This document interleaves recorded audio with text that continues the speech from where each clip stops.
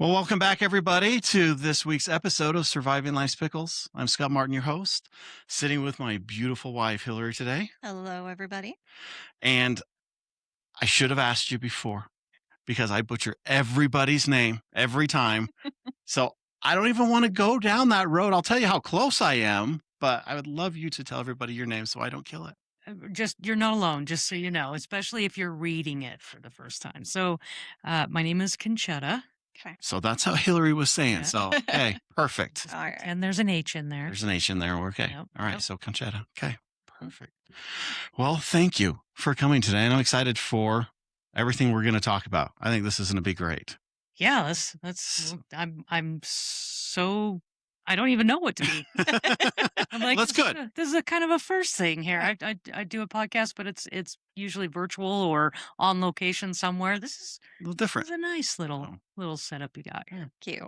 Well, before we dive into our topics for the day, Mhm. we'll start off with gratitude. And we start off every episode with gratitude because we found that, one, we try to do that every day in our lives because it really sets the tone for the day. But we also do it at the start of these episodes because it really brings the people here in the room together. And it seems like our gratitudes kind of intertwine. And so it kind of brings that energy on the direction that this conversation is going to go. So I'm going to start off. Yeah, maybe you should. I've got a two-part today. It's a little funny between me and Hillary, but we just celebrated Memorial Day. Mhm. And because of Memorial Day, we celebrate these people that have passed. For me, it's celebrating and remembering all these memories and really taking the experience, because that's what we get to keep of all those people that have passed and people that have done great things for us, is the memories and the freedoms and the different things we got to enjoy. I mean, this weekend we got to go out and just find a camping spot out in the middle of nowhere all by ourselves. And it's amazing that we are able to do that with a lot of the people that have gave their lives for us to have that freedom. And so that's kind of the first part of my gratitude. The second part is we did go camping this weekend. It was fantastic. We had no incidents other than I'm not a fan of snakes and I seen two rattlers. Of course, it's always me that sees them when we're camping. You're a snake target. So But no incidents. And the best part of this entire weekend, I was thinking about this, okay. is we did not talk about work at all. We didn't. Not the parts business, not the podcast, not the nonprofit. We didn't talk about anything for the entire weekend. I didn't even realize that. And I'm so grateful to realize. Really happy for you. Yeah, that's a big deal. For you, yeah. I'm just so grateful that I realized that. And I thought back, I'm like, maybe that was why it was such a peaceful weekend, is we really did just unplug from our day-to-day lives and relaxed. Yeah. And so that's my gratitude for today. That's a good one. Yeah. Yeah. You ready? Sure. Mine kind of coexists a little bit with yours. I'm grateful for toilets. Because unfortunately we were off the grid this weekend and no toilets, no showers, no running water. Okay. We had a shower. Well, sort of. We have a shower. It has Yeah. enough water to spray you wet. Yeah. And you had a bucket. And we had a bucket. So, but I'm definitely grateful for the running water and toilets and my comfy bed here at home. And I'm just grateful that I don't take those. We have the opportunity to go out and have these experiences and not taking everything else for granted while we're at it. So, yeah, like we actually get to go and do that for enjoyment versus some people have to do that on a daily basis and live their lives that way. And so I'm grateful again for the freedoms that we have and the privilege that we have here in this country, that we have running water and toilets and sanitary items and things like that. So I'm definitely grateful for that. Thank you. Conchetta, what's your great gratitude today? Wish I had gone camping. But it's coming. It's coming. No, I actually was kind of going, man. So I live like almost an hour and a half from here, and I'm going, how am I going to wrap in getting to these guys to be on this show and with my schedule and everything? But this is where I became thankful. You guys actually live within a short while to my my son and my grandson. Oh. So we were able to come down. I was really thankful we were able to work in, going, they were in Spanish Fork, and we went down there, had dinner with them, and then just took our grandbaby with us. Oh. And so we're taking our grandbaby home for us with us, and we'll spend some time there. So I'm really grateful for one, being able to have the family that I have. So it's my wife and her two kids who are phenomenal, who have given us the grandbabies, and then also just the chance to come down here and just kind of wrap it into my family fold, and it makes me happy. I didn't think that I never had kids. Mhm. I skipped right to grandkids. I I've heard highly that's the way to recommend it. do it. It That's is the I highly recommend it. Yeah. I never realized how important grandkids were gonna be for me, but I highly recommend it. Anybody, if you can, skip the hard part, find somebody that does a good job at that hard part, Mhm. and then have them bring the grandkids Yeah. in for you later. So, I I was very lucky thankful for enough that. that I got to skip potty training. So Yeah. Scott has 5 kids and I don't have any of my own, but I came into our after the boys' diaper life stages. after the diapers. They were 4 and 5 and I was kind of grateful for that. So I It's got the to little skip things. that hard part. Mhm. So Yeah, yeah. it's the Well, little things. that's awesome because that's why we're here, right? Is to enjoy and have those experiences with them, and Absolutely. Anytime I can wrap it in, I do. well, So that's thank you good. for that. Absolutely, and I'm glad it worked out. Yeah. Yeah. Oh, We're so grateful to have you here. yeah, So, Conchetta, you are the director of the, president. or sorry, the president of the Utah Women's in Trades. Yes. Utah Women in Trades. Uh, yeah, I was the vice president for a really long time, and then our president retired in Yeah. 2022, and then I ended up in that role. Right. Well, I think because you are the president, there has been some challenges throughout your life and decisions that have obviously led you to this point because it's not a normal pathway for women to jump into the trades, especially 10 years ago or, 15 years ago, 30, 30 Very years ago. 30 years ago. And Yeah. so we're really interested to maybe start back then of where that interest started and how you got into the how trade. you got into the trades. Well, to be honest, I had no idea that there were different people that did different things in the trades. Mhm, So I'm an electrician. I had no idea that there were electricians. I knew, construction workers built things. mhm. Yeah. Just didn't know they were all different. I grew up on a little family farm. We did everything there, a little bit of everything. Right. And I tell people my dad was pretty much raised by a single father on a farm with 5 boys and 1 Oh, girl. wow. And then my dad on that same farm had 3 daughters. Huh. Oh boy. The other thing I didn't know was that women weren't supposed to do things like that. I had Mhm. no idea. Yeah. I didn't know. And Little farm here in Utah. Just yeah, curious. yeah, Okay. yeah. Out in what used to be Hunter, which is kind of like the border between Magna and West Valley. Okay. Okay. Mhm. And, grew up, we had beef cows and chickens, and I irrigated and hauled hay and was driving at 8 years old and doing all those things. But just didn't know women weren't supposed to do that. I mean, so when I was, let's see, where did it all begin? Um, no, I tell people all the time, I became an electrician by accident, literal accident. And kind of what happened when I was 12 years old, my dad was diagnosed with cancer. Um, he fought that the cancer had it got into his bones and slowly kind of paralyzed him from the neck down. And when I was 17, he passed away. So he passed away between my junior and senior year of high school. And I was going to be an attorney. That's what I wanted to be. I was on the debate team. I thought I maybe I can get a scholarship and go to college and become an attorney. But when my dad started getting so sick and he was terminal by that point, I decided I'm going to spend more time with him. Right at the time when all the college applications are going in and you're trying to get those scholarships. So I quit the debate team, spent more time with him, had a lot of responsibilities, helping around at home and all of that. And then he passed away, and then I started trying to figure out how to help my mom pay the bills. And so I was working at a grocery store while I went to high school, and I was pulling some freight out of the back room, and there were electricians there doing a remodel. Now, there's a little caveat. This is how I remember the story. Okay. This may not be exactly word for word how it went down, but this is how it's stuck in my memory. Mhm. So I'm pulling a pallet jack out of the back room, and some wires were hanging out of the wall, and they touched my shoulder, and it was 277 volts, and I didn't know it at the time, but that's what it was. So it was a lighting circuit. Went through my arm into the pallet jack, and I had a 44-ounce Mountain Dew because I lived off that stuff back then, and I threw it because it made me jump, and I was just mad.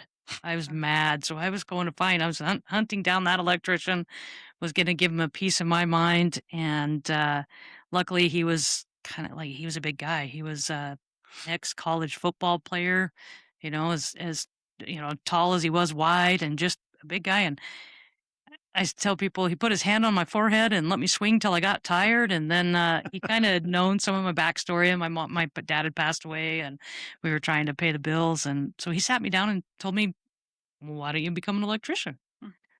And he sent me down to the IBEW Union Hall to talk with a woman that at that time was the assistant business manager. So that was 30 years ago.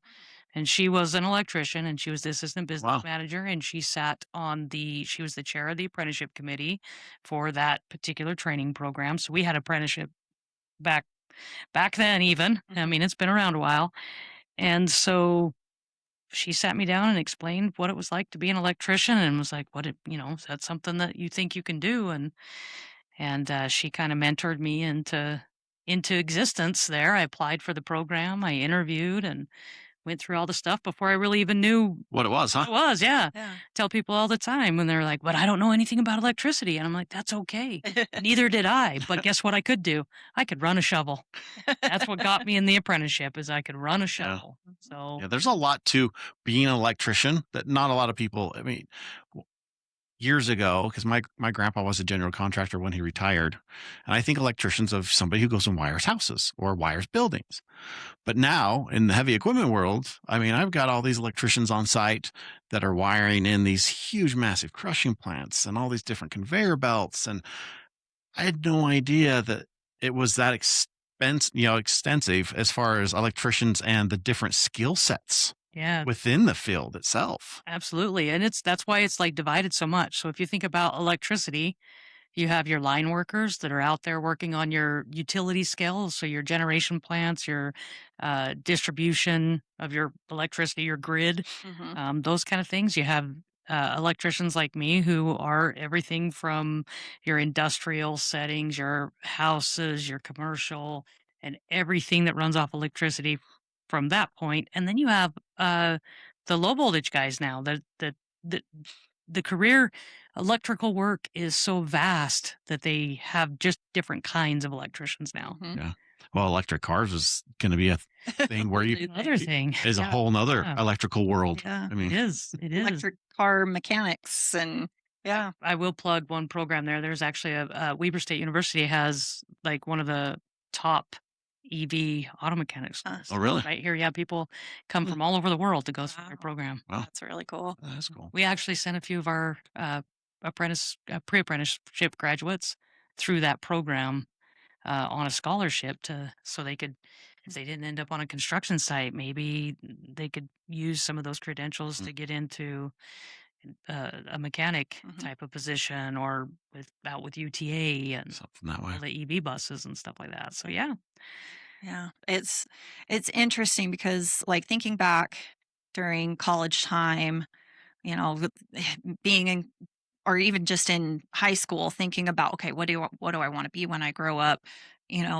Women were always kind of put into this little box. And so for me, it was I was very much interested in the arts and all of that. My parents kinda I wanted to go to art school, but I didn't wanna be a starving artist. My parents didn't want me to be a starving artist kinda thing, and so they said, "Well, you can always do hair. Go to hair school or something like that." And it was kind of interesting because I went to Salt Lake Community College, and the department was it was called applied technology. And that was the degree that I ended up earning, which also sat in the same lines as carpentry, electrician, construction, and culinary. And so I actually was in multiple classes with a few electrician women and contractor women's as well. And so I I have a really good friend. Her husband's an electrician, and she actually uh, played with the idea of becoming a construction worker herself, and went out and did several jobs with him for probably about 2 years, and really enjoyed it, but ran into not knowing enough about it and kind of deterred her. Yeah, I think that's where apprenticeship comes in. Yeah. I really Mm. do, and I think it's a very underutilized tool. Like I said, I didn't know anything about it either. Mhm. Um, but that's where the training and the apprenticeship programs Yeah. come in. Yeah, and I think it's amazing what you guys offer with the apprenticeship program. You guys do scholarships as well, don't you? Or So, well, let's kind of break this down. yeah, So we have tell us. Utah Women in Yeah. Trades, and Utah Women in the Trades. We have a pre-apprenticeship program, and it kind of depends. Sometimes we get some funding where we can provide some scholarships that cover the full cost of the program for whoever. Mhm. Sometimes it's a little bit more localized, but we do what we can. If we don't have, uh, like right now, we have smaller cohorts because for a minute the job market kind of dried up. So we didn't want to have people finishing our program and then just not having another place to the next step, right? Yeah. We didn't want them just kind of flounder out there. So we did some smaller classes, and if we can raise enough money, we'll provide that training to them free of charge or really discounted, because most of the people that we're coming through the program have never had that kind of shot, Mhm. like, and it's mostly women. It's not 100% women because I mean we want the environment for us to be better all the way around, Yeah. and guys are who's there's it's mostly guys out there on the job site, so we want to make sure that our guys are getting used to working around women, and that it's normal for them too, and then they can form some bonds while they're in there, and they form bonds with each other, and so if they do run across each other out on the job site, they automatically have some people in their corner, both Yeah. on both sides of that, Both sides of right? that. On both Yep. sides of that. So Absolutely. Well, that I was going to say, so that kind of opens up a question for me of I wanted to ask you. You talk about them building these bonds now, but when you started, it was definitely not it, that way as much. no, It it was or pretty common to be the only woman on a job yeah. site. It was pretty common, really until probably maybe the last 10 years. And even now, unless you're working for a contractor that does a lot of big work, you Mhm. can still find yourself being the only woman on a project. Yeah. And it's hard, Mhm. because it can be isolating. Like me, I didn't even realize I wasn't supposed to be there. So it didn't bother me as much until after the fact when I started hearing some of the conversations that were Yeah. happening about me later down the road. Mhm. But but it you're never people are always like, well, they've always told me you're just like one of the guys. And I'm like, I'm not really. But In the am I? grand scheme of things, we'll never be one of the guys. And that's okay. Yeah. We don't need to be one of the guys. Mhm. Part of our value is not being one of the guys Right. because we have over time trained men to go out on these construction sites and be okay with this the environment that's out there. When I think construction workers, we make the world go round, You do. but sometimes it feels like we're like third class citizens out there. Yeah. It's that stigma around the industry itself, Yeah. and it's getting better. I mean, we go back to childhood and you hear these comments when if you were talking to your parents about, well, maybe I won't graduate high school, I'll just go do this. Oh, you're just going to go be a construction worker, right? Because you can go hold a sign for you don't no need anything, and that was always that stigma Where you go when there's nowhere else. when there's nowhere else, or that's where the criminals go when they get out of Yeah. jail, or that was all that stigma. It's slowly changing. It is, but that is definitely intertwined with the women's coming into the trade, where I think that's helping that change faster because it is softening, I guess, not softening, but bringing a different culture into what's existed for so long, where now people are okay with that change. I think the change that it's forcing, and maybe forcing is not the right word. So I do a lot of work, just teaching people about the industry, right? That's what our pre-apprenticeship does. It teaches people about the industry, what it's like out there, and what an apprenticeship looks like, all those kind of things. So as I'm teaching about the industry, and I'm like, hey guys, it's not easy by any means. There's some job sites out there that bathrooms are hard to come by, like you were talking at Yeah. the camping and that, Yeah. and depending on which trade, I mean, we talked to crane operators that are 300 feet up in the air, and bathroom when we're talking with a group of tradeswomen, bathroom's always the thing. It's Like, always we Always. got to the figure number out one. how are we going to tackle Mm. the bathroom, Yeah. and there's different things out there where we just talked about did some podcasts where we talked about being a mom and a new mom on a job site and what it's like if you have to breastfeed and Yeah. what it looks like on a job site for that. So we talk, Mm, those are still challenges out there. yeah. Mm. But what I can say is when I'm teaching about the industry, people are like, and even I was guilty of this early in my career, where I was just one of the guys, and so I would tell the guys, "Look, you're not gonna bother me. I got thick skin. Just don't touch me. I don't care what you say. I don't care anything Yeah. like that. Touch me, we have a problem. But other than that, no big deal, right?" And so the guys got really used to being working around me. But then there would be another woman that would come through, and then that's not really she wouldn't be okay with maybe everything that I was okay with. And so then I started saying, "Hey guys, it's okay. I'll let you know if I got any problems with anything that you say or do. Don't worry, you're not going to offend me." And I do all that, and then I would follow it up with, "But the next woman that comes through might have a different idea about that. So make sure you find out, where they feel." And then I thought, as I grew and I started learning, and I'm like, wait a minute, I'm setting everybody up for failure. I am just because the guys are out there trying. There's tons of great guys. Mhm. There's always the guys out there that, oh man, There's I always can't the one be. or the There's two. always the ones, Yeah. but for the most part, so many great guys out there, and I'm like everybody, but they're all trying to figure out where all of our lines are. Mhm. And so now when I teach about that kind of stuff, we're not trying to find where everybody's lines are. We're just looking at professional conduct. Yeah. So then when we took it in and you put it into professional conduct and you start saying, "Hey, I'm proud of what I do. I'm a craftsperson, right? I'm out there, I'm building something. It takes a lot of skill. I've put a lot of time into me and my training and honing in my craft, and all the guys out there, all the gals out there, we are all doing that same thing. So why can't we just be professional? Yeah. It's professional Yeah. conduct. That's all it is.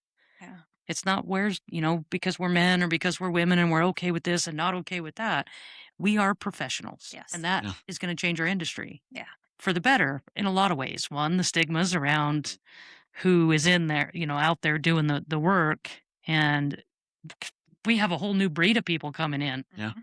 I mean, Well, it's going to be, it's changing, and like you said, there's a lot of single moms that are coming into the trades because they're sick of doing the waitress thing or whatever they could do with hours. They can come in now and make the same amount of money they're making doing a waitress job in a construction job if they put the time and effort into it. Making even more. yeah, I was I going to mean, say, so Even unless you're at a really high end restaurant, you're going to Yeah. make a lot more at the and construction. and Yeah. so I've seen the transition with single moms coming over strictly because they're like, I can do hard work.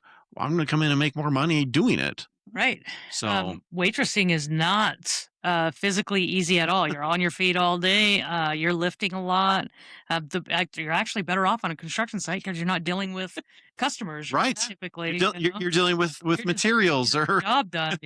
job done and be done. Yeah. Yeah. So, but you look at a lot of roles that are traditionally women. So nursing is another one, Hmm. and Nursing teachers. well, I'm talking about the Or- physical ones. Yeah. Oh, If you okay. think about nursing, you're lifting people All day long. all Yeah. day long. Like it's Yeah. not so we have the physical jobs out there. So I don't know where all the gender stuff kind of came into play for me. Yeah.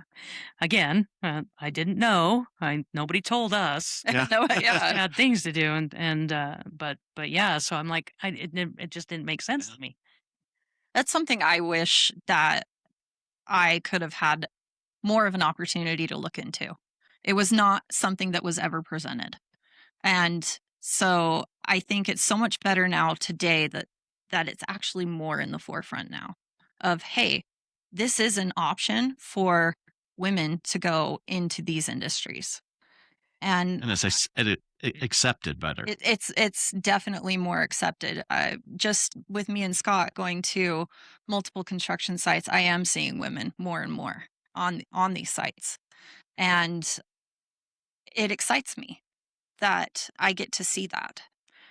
Yeah, I tell people all the time. Well, again, I have these conversations less and less because it's getting more commonplace now to Yeah. see women in the industry. Mhm. But I tell people all the time, like, if you're worried about what it would look like for a woman to be on your job site or work for your company, and what you might have to do differently or whatever, if you're afraid, the answer is more. If you Mhm. get more women, then it's not, oh, we've got to have this other bathroom for this whole other person. And oh, now we've got this challenge, which I don't know. Some of them are made up, I think. This challenge of having a woman, Mhm. some of them are made up, I think. But if you have more, then it's not As big of a anything deal. different. Yeah, it's Yeah. nothing It's not different. anything different. It's just, oh, we have more people, therefore we need more things. Mhm. Yeah. And that's, kind of, so to me, the answer's always been more. If you're worried about how your crew will react, well, if you had more women, then they would say, oh, we have somebody new on the site. Yep. It Period. wouldn't Go be on, a gone. reaction. We need another, ladder or whatever, Mhm. right? Another harness, whatever it might be. So Yeah. the answer's just more. Yeah. Yeah. Well, and I like what you're doing personally of how you're teaching professionalism instead of what's different. Mhm. And I think that's helping with the stigma, and it's helping probably with people mentally going into this to be more at ease. Mhm. If you think about it like that, to me, saying just more professional puts me more at ease than saying, well, you have to do it this way because you're a man, the women get to do it a different way. That Yeah. that adds stress to it for me. So Does again is trying to figure out where the lines are. Where's the box that I'm supposed to be in? yeah. Mhm. Well, the construction worker box. That's where we all live, and again, Yeah. You go into do great things. an executive office, and the women have been in the executive offices more and more and more now, and it's all the same level. Yeah. And so it should be that same way in the construction and mining industries as well. So we got the opportunity. Do you know HHI up in Ogden? Not off the top of my head. So it is a female owned construction and manufacturing company. They do a lot of government contract stuff and bridge work, things like that. But I feel like I should know. I might have actually had a conversation about them recently. Didn't they okay, Like it seemed familiar, but I'm like, I think this week somebody brought them up. okay, didn't they great just open company. the airport or the They were course or doing something on base. yeah. They just finished up, but Yeah. we got the opportunity to go to there and do a mental health presentation for them for their mental health month, for their safety stand down for the month, and it was no different. Female owned construction company, very successful construction company, no different. Has the same feel. And they had a lot of women working They there. did a lot. I mean, almost. There is definitely probably a woman in every position. Yeah. It was really nice to see. So, So, Okay. yeah. I was on a job site. Yeah, this is the first time and it was a big job site, and the first time I'd ever seen anything like this. But the contractor that I worked for, there were 5 female foremen Hmm. on wow. the job, and I thought, wow, I've just never seen that anywhere. Yeah. Um, and I thought, man, that's when I think I think when it keyed in on me, times are changing, Yeah. and that's been. Let's see, I think that was probably 10 years ago. Maybe it was longer. I forget. It like time flies. Time does Yeah. fly. Flies, but Yeah. 10, 15 years ago. Yeah. And I'm like, yeah, it's changing. Because It's not only are they coming in the industry, they're coming in and they're in leadership roles as well. And right. just like everybody's got uh they're accepting. Like there's still some guys like, I'm not gonna work for a woman, I'm not gonna be on a women's crew. So it's great to have a whole company that's woman owned, Yeah. Yeah. They're fantastic. that's doing well and growing. Yeah. But it's interesting you do say, and I was thinking about this because we've been meeting with different safety directors and HR people, and I want to say it's been about a 50-50 split Mhm. of women and men in those positions. And that's the safety world's definitely grown a lot with women in higher positions and just being involved. And I like that because they just bring a different sense to that job. They have that motherly I was instinct a gonna little say it's bit. the mom. And it does bring, I don't know if you feel safer because they're in that job, or if you're just a little bit more calm, but I feel that they're changing that part of the industry for sure.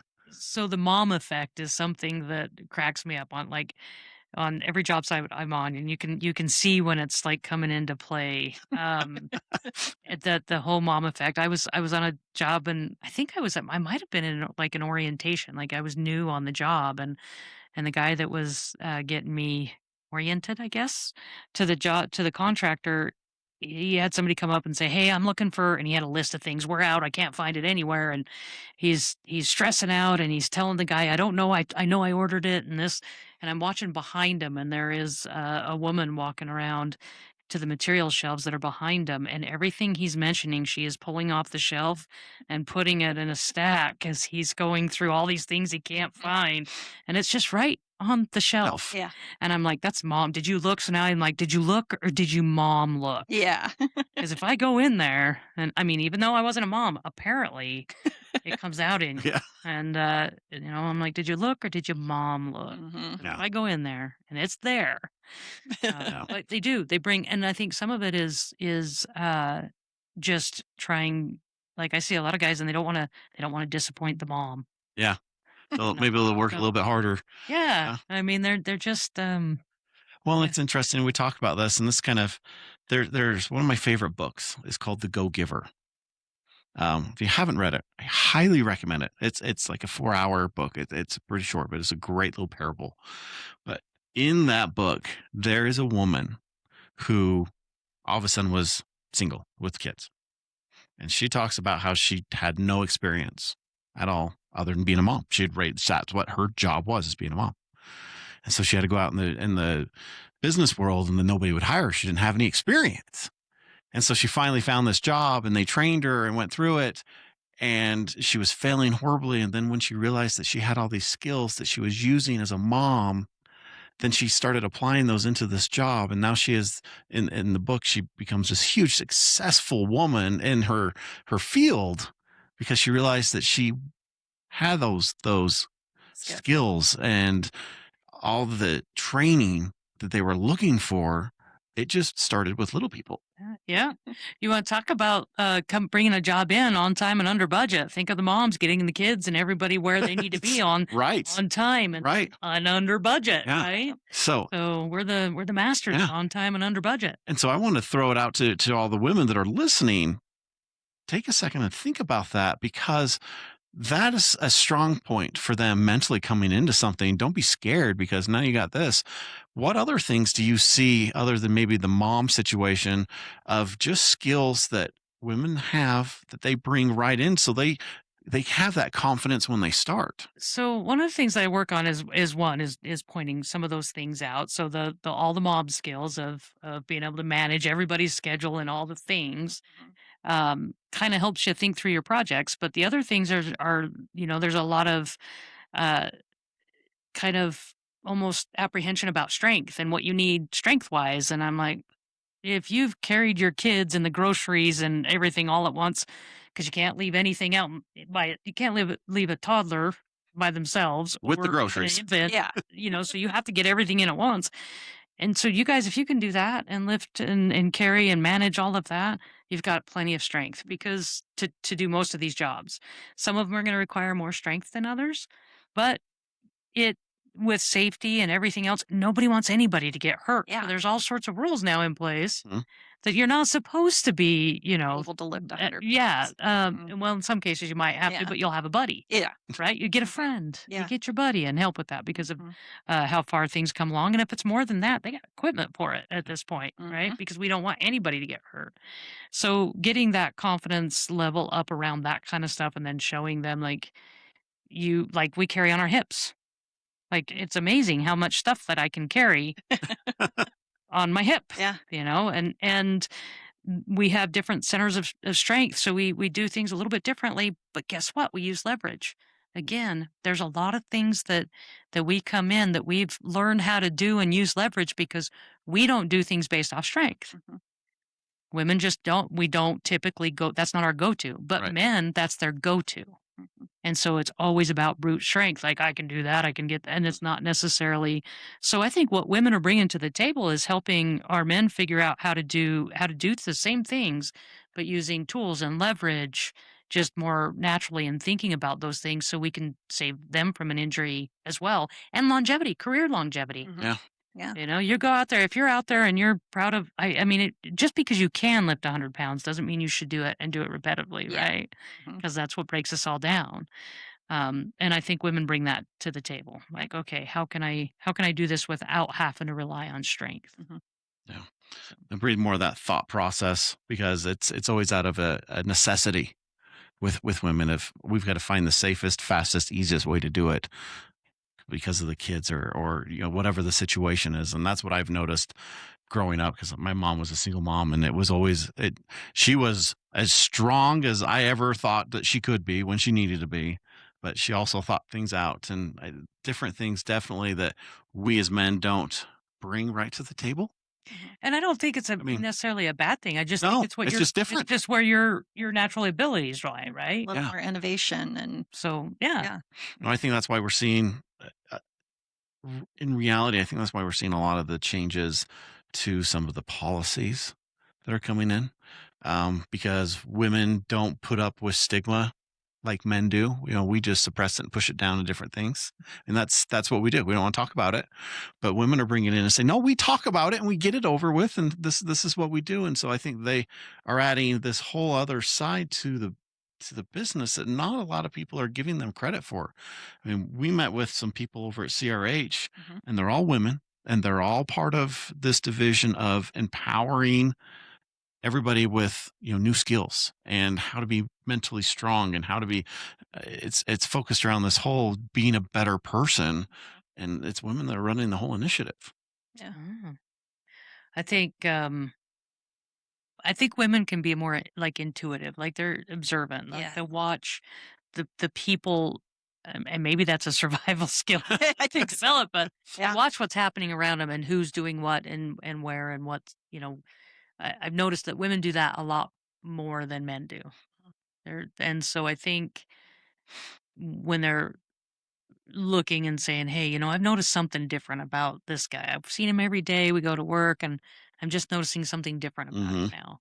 And I think women notice that stuff more. They do. Yeah. I So, got a question. Um, when you came into the industry, when did you start noticing that women needed to come into this industry? What brought you to empowering women to come into the construction world? honestly, it was more of the other women that kind of mentored me through. I just was doing the same thing that they were. Oh, hey, they brought me in. This is just how it works. And then it just kind of like everybody thought it was so cool that I was an electrician, and that was like not normal. And I did not know really kind of going into it that this is what it was gonna, like I was going to earn a paycheck Yeah. is what I was doing. And so it kind of just over time happened. By way of just having really good, solid people around me going, okay, how can we get more of you? Yeah. And some of those people were people like, so the late Senator Karen Maine. Mhm. And because she had that, and that's where Utah Women in Trades was kind of born She's through one of the her founders. push. So her and Judy Barnett and Diane Lewis and Jesse Luce and this group of people, they all went to Washington and they learned what they were doing up there with Washington Women in Trades. Mm. They came back and say, "Hey, we want to do this." And Karen Maine, if anybody knew Senator Karen Maine, when she wanted something done, She figured out how to do it. oh yeah, Yeah. and a lot of times it came with, "Hey, so you're doing," and she would say, "Hey, I think you should do this." And you just didn't say no, right? Yeah. All right, well, if that's what we're doing, that's what we're doing.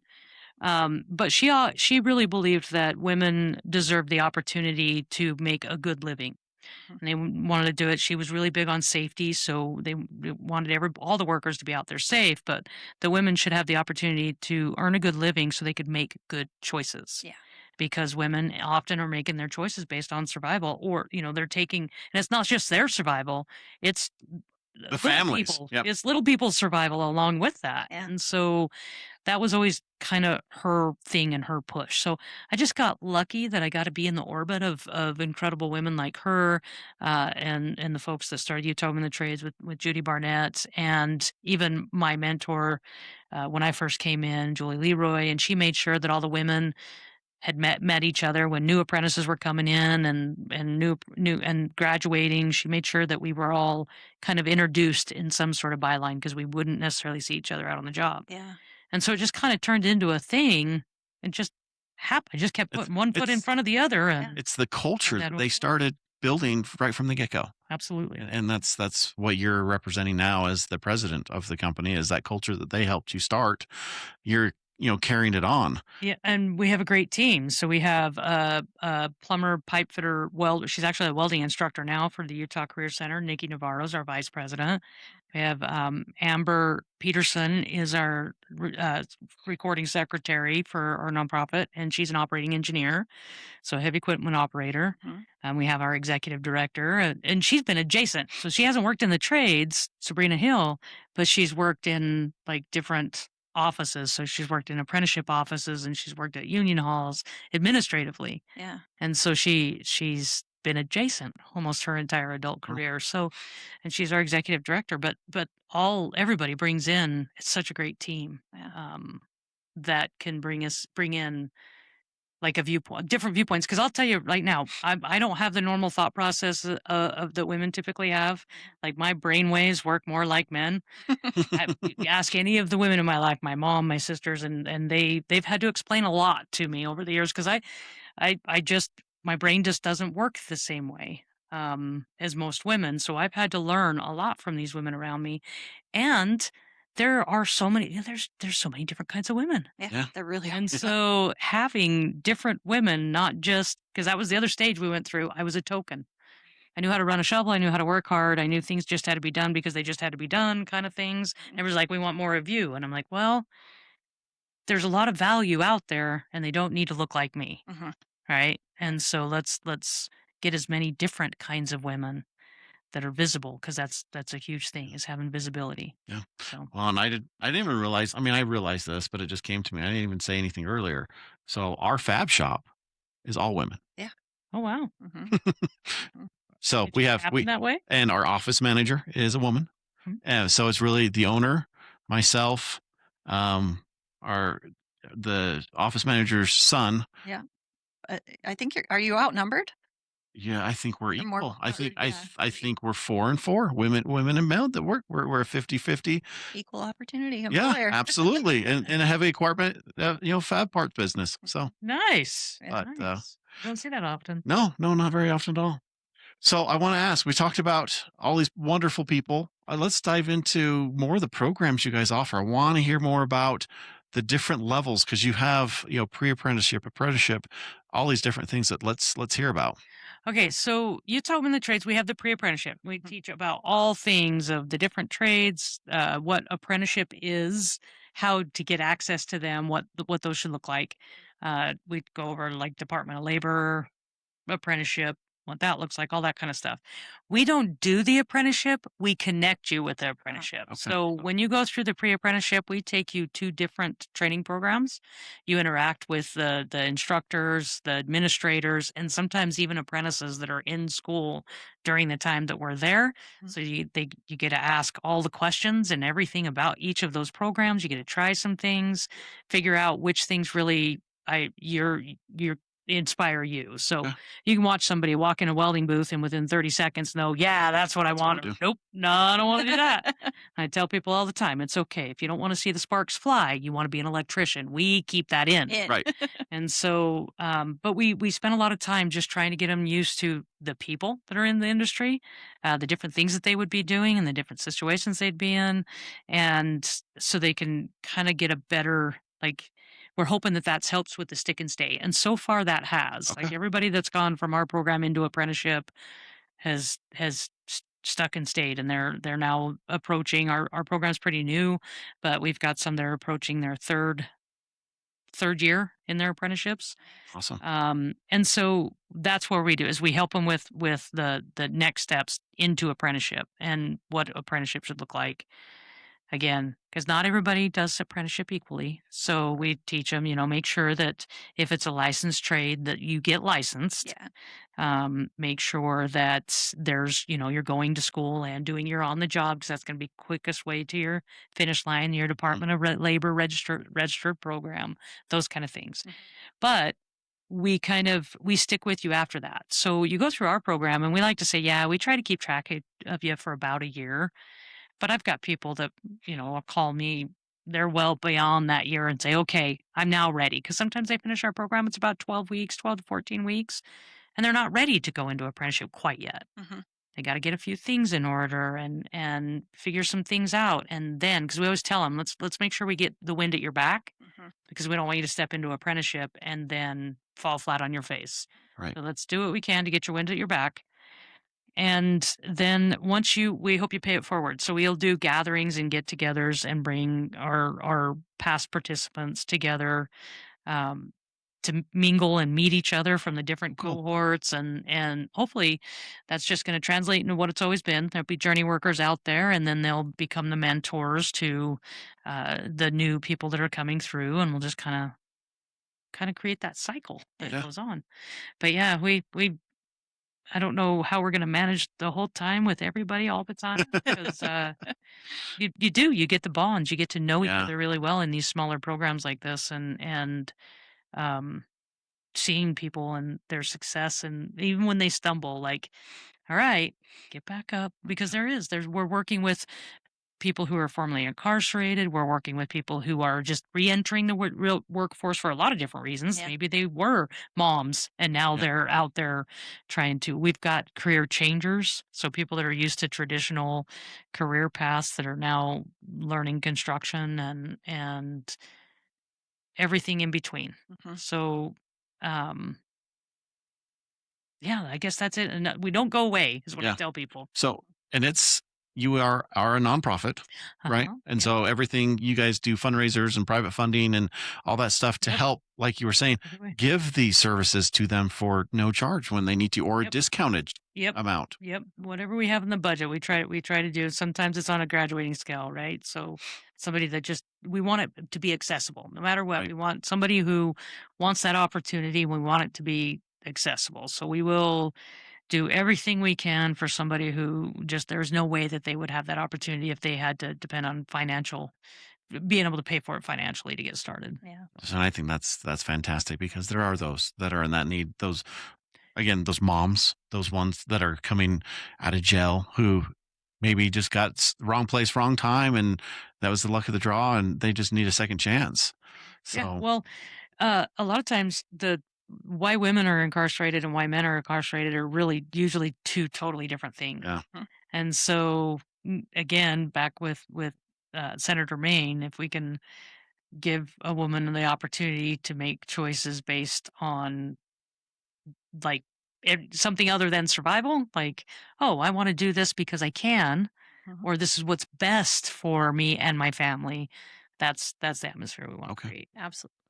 Yeah. No, I think that's great. And it gives so many more opportunities are going to continue to be available.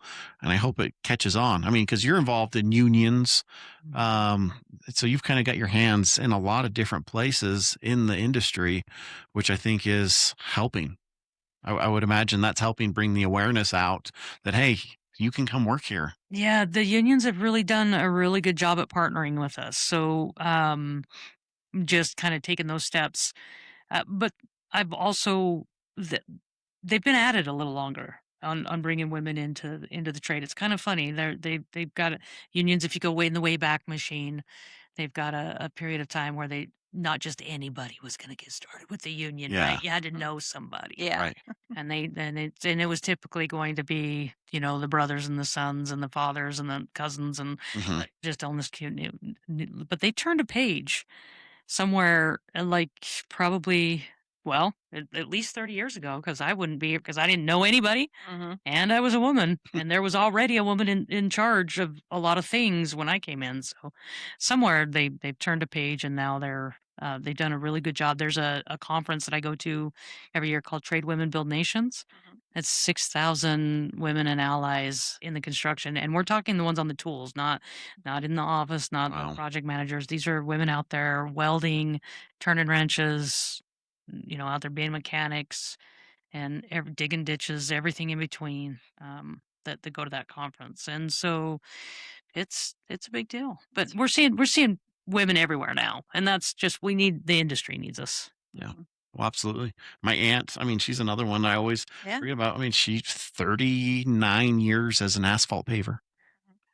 I mean, she was a foreman and then a superintendent at the end, but that's a long time to be in that business. I mean, Yeah, so she started when it was not a thing. yeah, not a thing. Women were not. They were the ones that were doing traffic control. Yep, yep. Mhm. That was their position at that time, not her. She jumped right in and was on a crew since day one.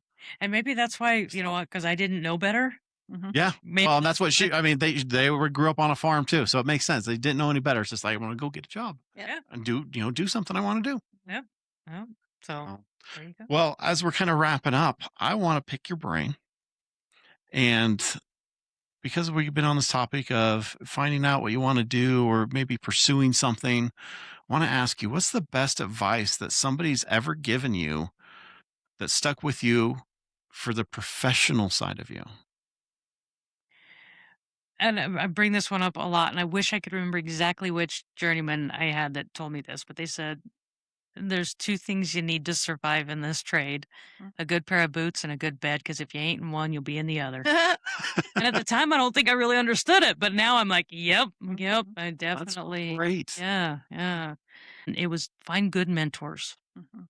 and then stick with them. You're going to learn something from everybody. You might learn it might be what you not to do. Mhm. Like you Yeah. might but you're gonna learn something from everybody.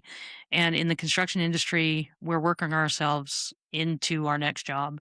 And so if you land somewhere that you really don't like and you don't like the people you're working around and it's just really tough, it's okay. We're gonna finish that job and go on to the next one Yeah. Right. and be around all different people. And you're gonna run into people who are just incredible. And then you're gonna be a little sad when that job's done and you go, but over time you'll end up to where it doesn't matter where you go and what job you're on, you're going to know your people. Yeah. They're going to be there. And so just ride those ebbs and flows or those waves or whatever that is and just know, find your people where you need them. If they don't land on your job site, get that network or that mentorship of somebody that can kind of help you think through those bad days because they're out there. Oh, yeah. I really, really like that. Yeah. Amazing. So It's all temporary. it's all temporary. It's the best part about this, and I think that's I why I've love it. been in the industry so long. Mhm. It is the people. The people are fantastic. Mhm. And like you say, some of them move on, you move different jobs, different things, but the people themselves are all great. They're all there. I mean, I think Hillary has now, because she's been coming with me and she's going on sites with me and she's getting to see a different part of this. Mhm. And I think she's starting to see what amazing people Mhm. they are. And we've done stuff in the past. We've gone out on events after work with different, people from the industry, but Now I get to see it firsthand. now she get to see it firsthand on site.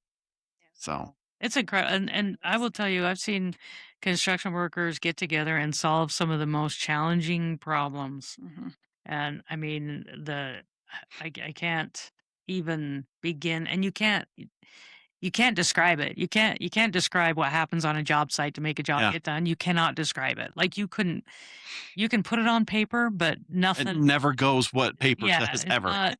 Yeah, it's just not. You have to be there to experience it. I don't. Yeah. I mean, we try our hardest to prepare people for a construction site, but you have to really be there and it becomes part of who you are. Mhm. These careers. So, Well, I think just you saying that with people listening, I think that can inspire them for sure because that is the best part about it. mhm, It's always growing, it's changing. We're building something. We get to be part of something, something bigger than us mhm, with a great bunch of people. absolutely, absolutely. Mhm. So, I guess the final thing is we're sitting here as we finish up. I'm going to turn the table to you. and see if you have any questions for us or anything that maybe you've thought of while we've been sitting here before we sign off.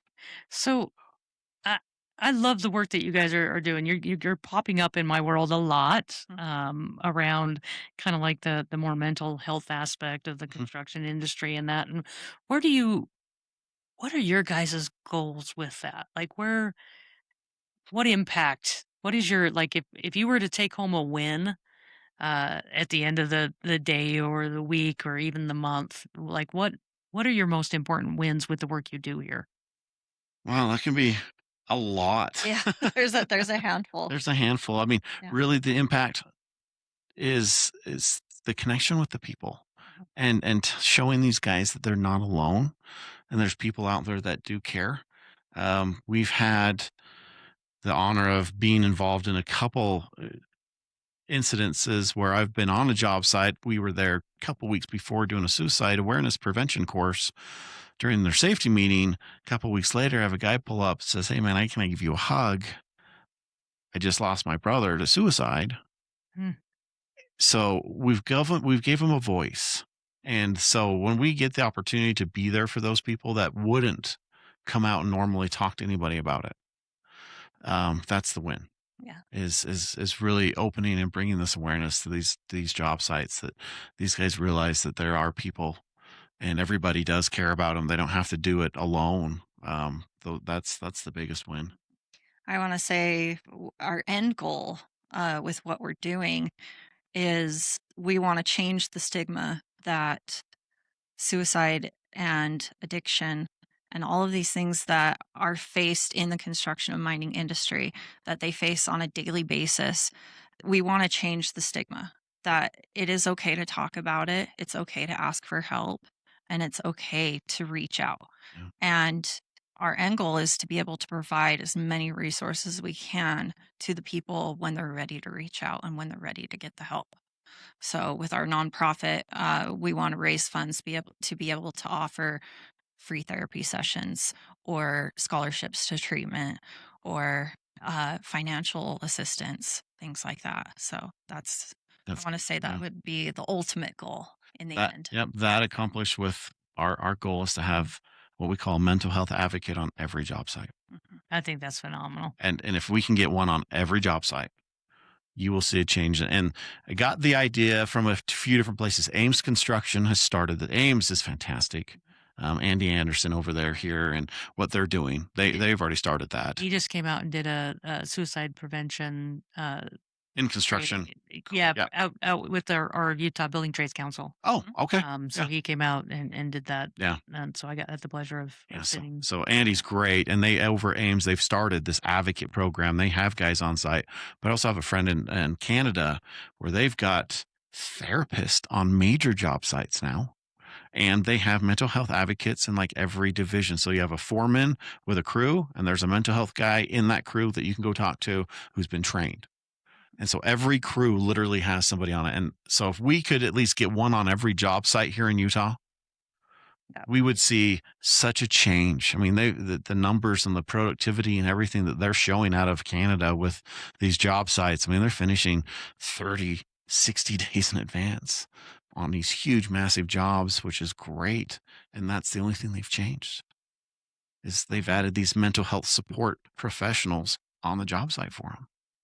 Wow. And so if we can do something with just advocates, somebody who has a few pieces of training, they can help somebody get them connected to resources, then that's our goal. We would love to do that. And we're slowly getting there. We're in the talks with a couple companies right now that they want to start a pilot program and test it in a few areas and see if it works. And it'll be exciting if it takes off because we know it works. There's other people doing it. We just need to get somebody here locally to come out and say, "Hey, we're doing this. This is great. You need to do it too." Mhm. Because they all talk. Right, right. Mm. And so we need one person, one company to jump in and say, "We'll do it. This is a great idea." We'll see. We'll see. I'll go through my little I'm gonna use an old term. I'll Your go through my index, little I was gonna say a your Rolodex. Rolodex. It's way back there. I'm gonna go through there and think about that. Because I do know a lot of both men and women out there from over the years on different job sites who would love to be the The person. person. Right. Yeah. Yeah. And so they're all over the place. I just right now I'm like, I'm not sure who they are all working Yeah. for, but Well, and that's they're all over the place, and I think they would love to be that yeah. person. So if we could put something together, because that's the kind of the hardest part is to find Well, the to right find the person. people, and that's what we're trying to do with the Utah Safety Council is just provide these classes over there. So if somebody wants to volunteer and come to them, they're going to be there. We're going to have them on a regular basis, but we would love companies to say, hey, we want this actually implemented into our training programs. I mean, Ames on their intake now does a suicide prevention. That is on their your new higher intakes. It's great. Mhm. We want to get to that point. That's phenomenal. Yeah. So It's fun. You guys are making me excited about like again, I've had the pleasure of having a career that's taken me all over the place and connecting with a lot of different people. Center for Energy Workforce Development, the building trades, national building trades, and the local council, all of the different employers that I've worked with and for. And I get to just add you guys to yeah, the mix of incredible organizations doing incredible things. Thank you. well, we appreciate it. And, Yeah. I mean, just a little celebratory. We got our first, kind of donation check today for for the nonprofit, and so that's huge. Congratulations. It's okay. Things are moving a little bit. We're making a little ground, baby steps. That's all it is. That's when you feel like you're validated. All this Yep. work that you put Yep. them through, and somebody else thinks it's a good idea too. Exactly. Exactly. Yeah, So, good. Yeah. well, thank you. Great Congratulations. questions. Yeah. So, well, really, thank you. How can people reach out to you if they wanted to get in touch? So you can find me all sorts of ways, but I would suggest that you go to the Utah Women in Trade. So utahwomenintrades.org. Okay. You'd be able to find us there, me included. Mhm. You'll get to me through there. That's probably going to be the The easiest. easiest way to get a hold of you. Okay. Yeah, And if anybody wants to utahwomenintrades.org. donate, do they go to the same place? Same place. That's why it's so easy. Yeah. It's like a one-stop shop. Okay. You can donate to us, sponsor somebody to go through our program. Any come to one of our events. Everything you'll find It's all on on there. that Okay. website or on our socials. Great. Okay. Socials are a great way to see what we got going on because they're more dynamic, right? Yeah. Yeah. They're the fun stuff that, Yeah. so Yeah. awesome. Well, again, thank you for taking the time out and coming and sit down. I think this is the start of something great. I think we'll continue to work together on some things going forward for sure. I definitely can. I've got a list now. Yeah. Now I've got to hurry. I should have brought it in a paper to write this down as we were going, or pulled out my phone, I guess. But then I would just look like I was texting, and then Oh, you're good. So, Yeah. well, everybody, thank you for taking the time today to hang out with us. We know your lives are busy and you have a lot going on, and so we really do appreciate you guys taking your hour to hang out with us today and listen to the wonderful things that we had on our show today. If you can share this episode with somebody that needs to hear it, if you have a friend, family member, coworker, a woman that needs to be in the trades and needs to know a little more information about this, please share this episode with them. Like our pages and visit our website. Yeah. And remember, we couldn't do this without you guys. So continue to show up every week and we'll show up for you guys and share it with somebody that you love. We love you. Thank you. And until next time, keep your head up, keep that smile on your face, and know That you're a big deal.